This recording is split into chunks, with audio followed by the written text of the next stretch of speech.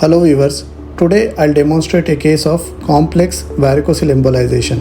So we have taken an access through the right thigh region. Similar to how we apply a saline IV cannula, same it will be placed into the thigh. A small tube is passed through that and we try to reach till the gonadal artery. So you can see the arrow that is showing the tube, the catheter which is going into the IVC, then renal vein to the gonadal, left-sided gonadal vein, that is internal spermatic vein, through a small micro catheter called prograde.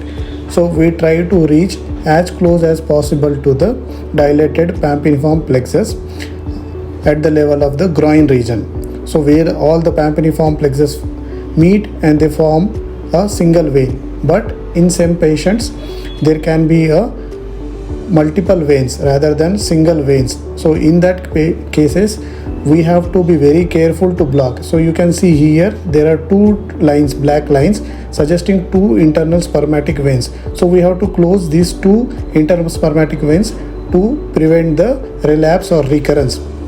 So we have used the anchor technique here, using the coil from one vein where the vein is communicating in middle, then going to the other vein and blocking both the veins with the coil.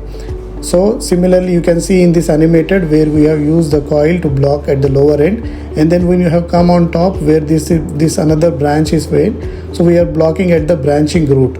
So this is the way we anchor the coil and block both the veins to stop the recurrence. So you see that the coil going from one vein to other, and now you see there is no reflux in both the veins in our angiogram or venogram.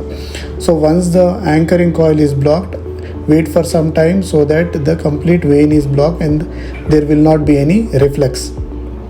So this is how complex or communicating veins are blocked, and once this is blocked over a period of time like 2 to 4 weeks, these dilated pampiniform plexus veins slowly shrink and becomes normal to the normal veins.